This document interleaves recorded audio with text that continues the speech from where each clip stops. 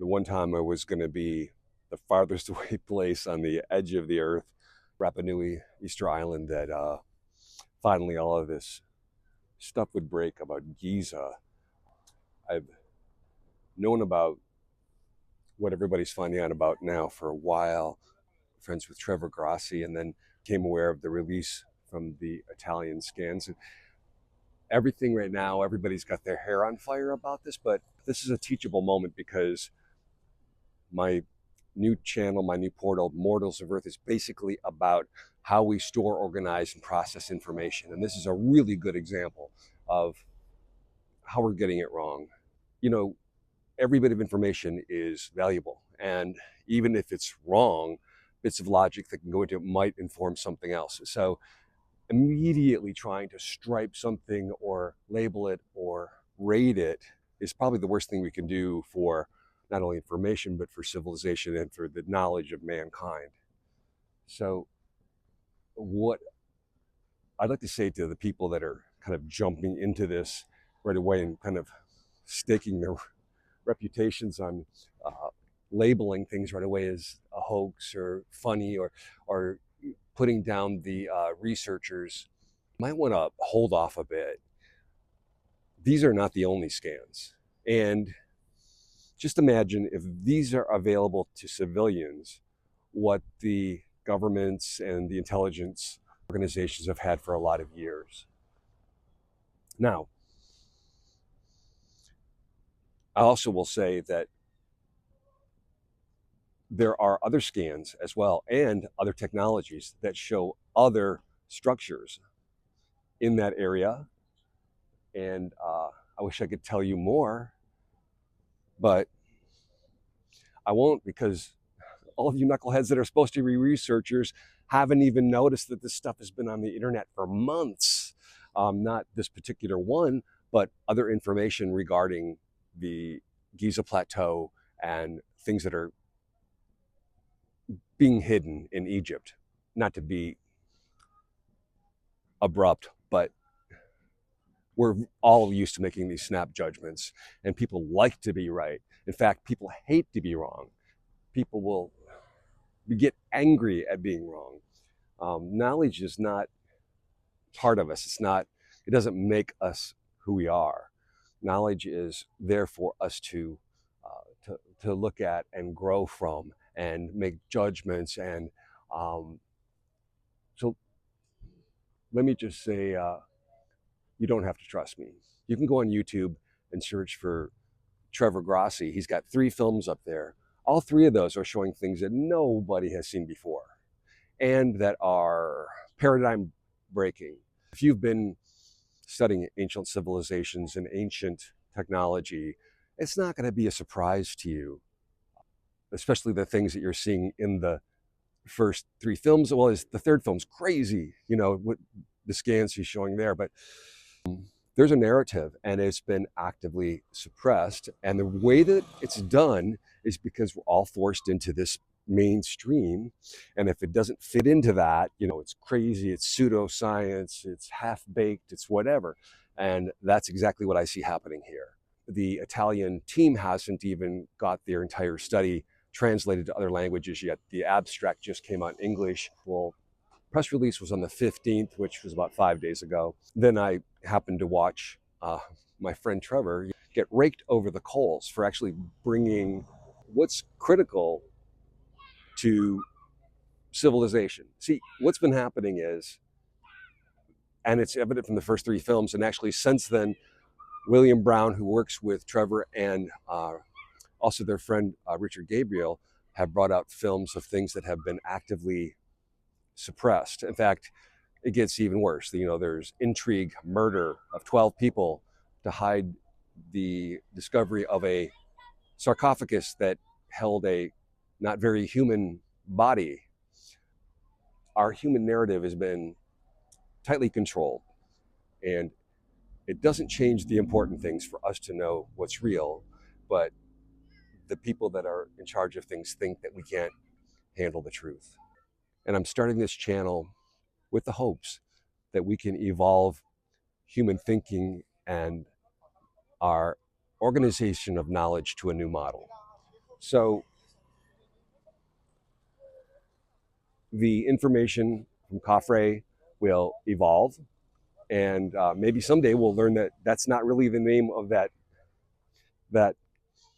pyramid. That none of those things are tombs. I was just going back and forth with somebody on X last week about them. It was probably a bot uh, contesting the age of the pyramids.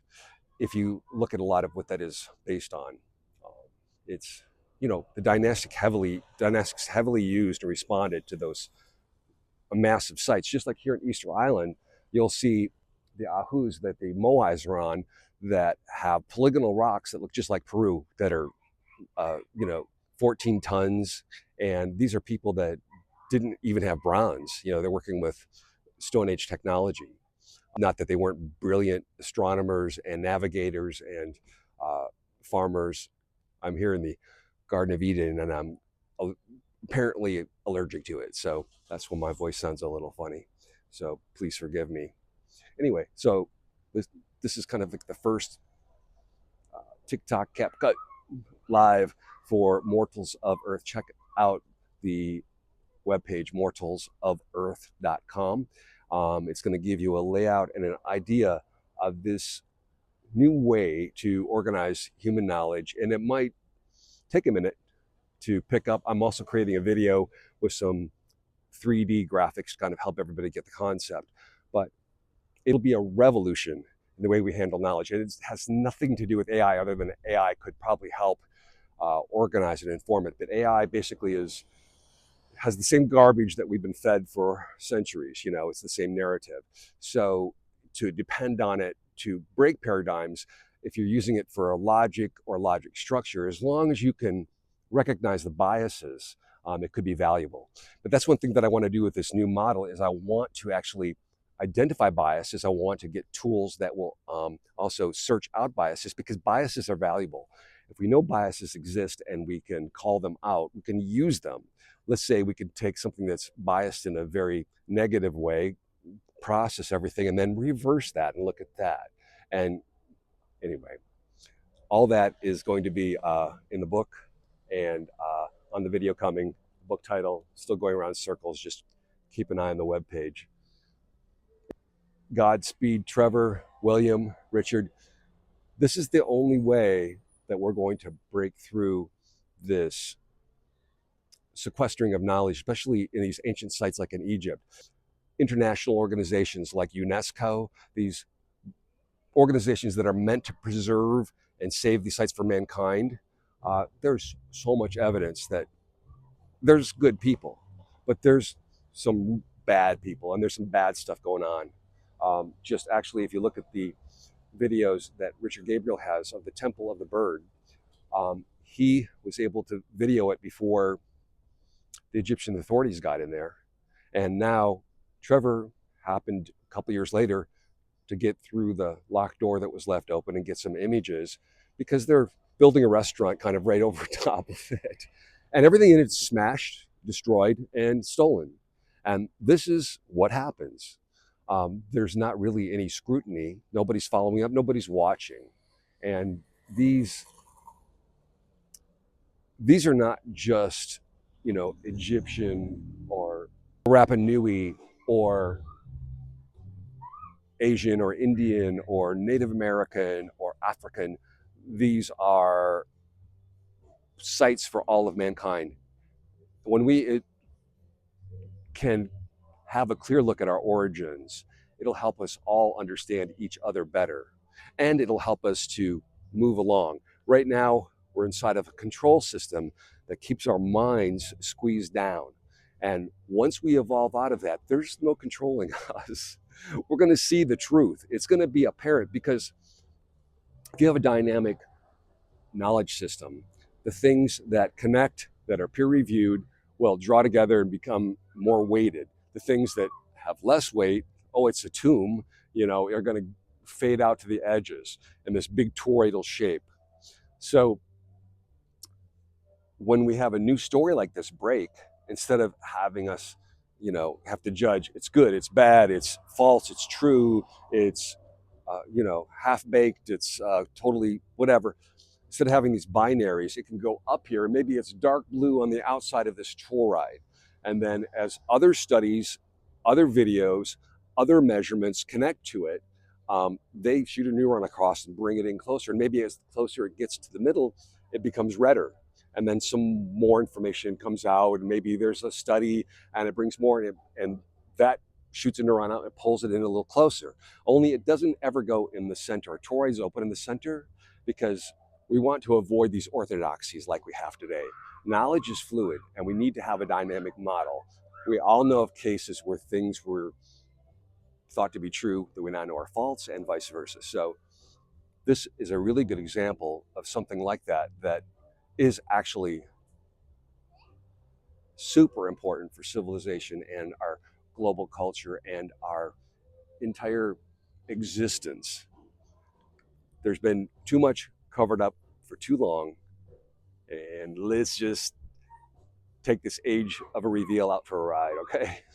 All right, mortalsoferarth.com. Check it. Going to be hopefully an Instagram and a Facebook and a TikTok, and oh, God help me. And I'll keep the webpage updated with interviews that I have with the incredible, brilliant physicist William Brown, the Egyptologist and researcher Mohammed Ibrahim, and also the authors and architects who have discovered the energies behind ancient temples and the earth energies, how to measure them, how they work, where they're located. Power of Sacred Location is their book, and that would be Dr. Lydia de Leon and Arturo Ponce de Leon. Those interviews are already in the can, so as soon as I get my introductory video done, those will be coming as well, along with more. Anyway, I know that's way too long for a TikTok video.